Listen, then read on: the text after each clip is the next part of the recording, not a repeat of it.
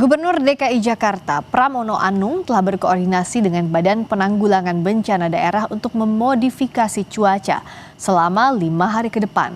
Langkah ini dilakukan untuk mengurangi potensi terjadinya banjir dampak dari cuaca ekstrim yang terjadi di Jakarta. Adapun modifikasi cuaca yang direncanakan pemerintah Provinsi DKI Jakarta akan berlangsung sejak 13 Januari hingga 5 hari ke depan. Langkah ini merupakan bentuk antisipasi yang dilakukan Pemprov untuk menghadapi cuaca ekstrim yang diperkirakan akan berlangsung hingga akhir pekan. Pramono juga telah menyiapkan dana tambahan jika modifikasi cuaca diperlukan selama 30 hari ke depan. Dan tentunya para pemenang telah membantu mendorong peningkatan ekonomi melalui dekorasi menarik. Saya sudah memerintahkan kepada Badan BPBD untuk melakukan modifikasi cuaca selama 5 hari ini. Karena memang data BMKG itu kurang lebih hampir sama dengan yang kemarin.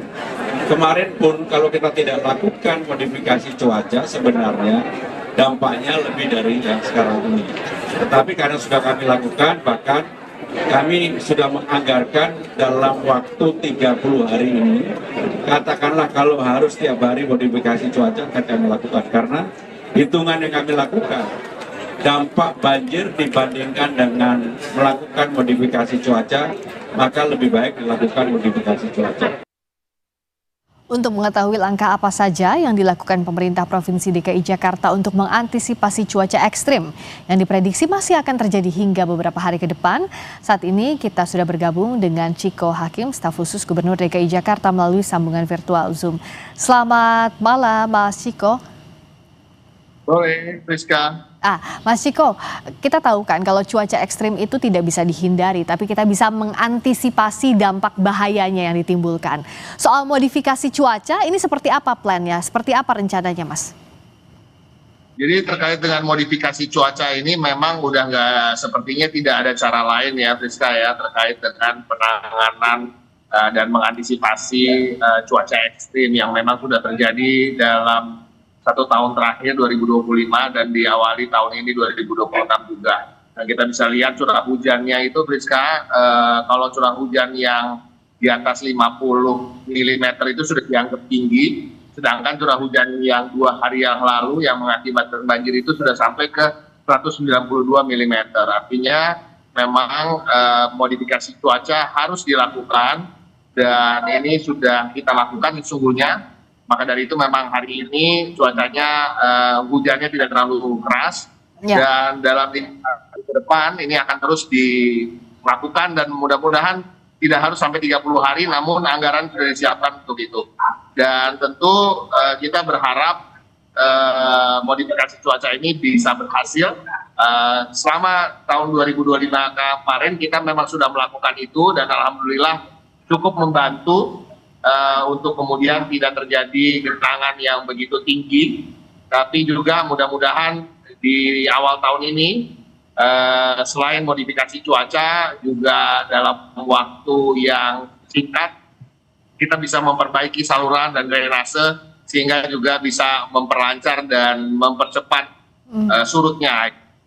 Kan skemanya ini 5-30 hari. Nah, berapa lama waktu evaluasi tiap terminnya itu, Mas Chiko, dan apa saja yang jadi indikator? Prinsipnya gini, ini sebenarnya sudah dilakukan seperti hari ini misalnya ya.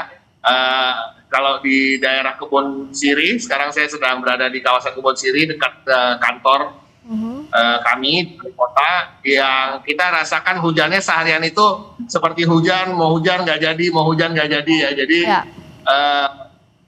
hujannya sebentar rintik-rintik, sebentar agak keras, tapi ya ini adalah bagian dari apa yang kita sebut apabila kita sedang melakukan modifikasi cuaca. Artinya memang cuaca ini sesungguhnya kan memang adalah fenomena alam yang sesungguhnya sebelum ini, tahun-tahun sebelumnya memang belum menjadi suatu kebiasaan untuk melakukan modifikasi, dan ketika melakukan modifikasi cuaca tentunya tidak bisa kemudian karena kita melakukan modifikasi cuaca tiba-tiba menjadi terang dan matahari menjadi panas, itu kan begitu, karena memang musim ini artinya kita mengalihkan kemana hujan itu bisa turun, dan ini yang sedang dilakukan dan kita berdoa bersama. Kita berharap tentunya karena kita nggak mau lihat juga saudara-saudara kita khususnya di wilayah utara dan wilayah barat misalnya yang genangannya bisa sampai cukup tinggi, itu terjadi lagi seperti terjadi di 2 hari yang lalu. Dan nanti kita akan evaluasi dan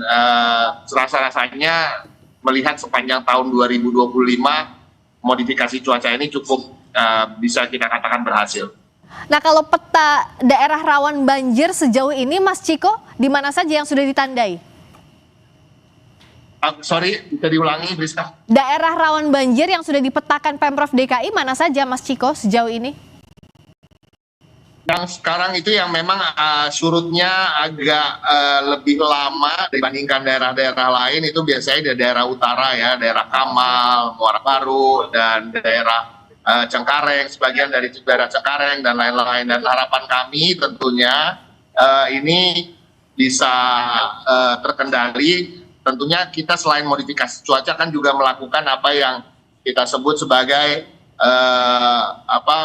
pengoperasian pompa-pompa kita. Kita punya 1.200 pompa, ada 600 pompa statis, 600 pompa mobile yang tentunya terus beroperasi, dan rasa-rasanya ini akan sangat bisa dibantu dengan terjadinya adanya modifikasi cuaca. Efektivitas 1.200 pompa yang dioperasikan sejauh ini gimana, Mas Ciko?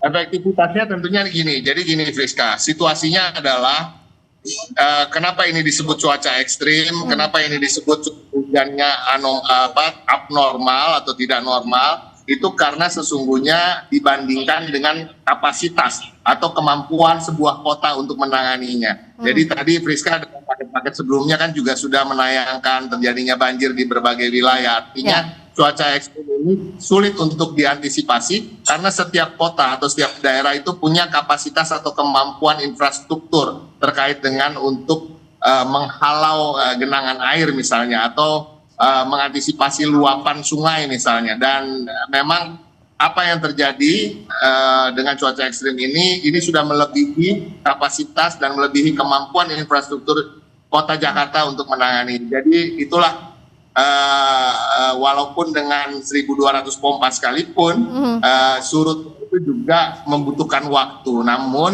kalau kita bandingkan, Friska, di banjir misalnya 10 tahun lalu, di tahun 2016, 2014 atau sebelum-sebelumnya, yang bisa warga itu mengungsi berhari-hari, kalau kita ingat di kawasan Jatinegara misalnya, di berbagai tempat lain gitu ya, itu tidak terjadi hari-hari ini. Karena memang pompa ini yang mungkin memang bukan gagasan awalnya dari Gubernur Tia sekarang, namun tentunya kita menambah jumlahnya dan terbukti cukup efektif untuk kemudian bisa menyurutkan dalam waktu yang cukup singkat.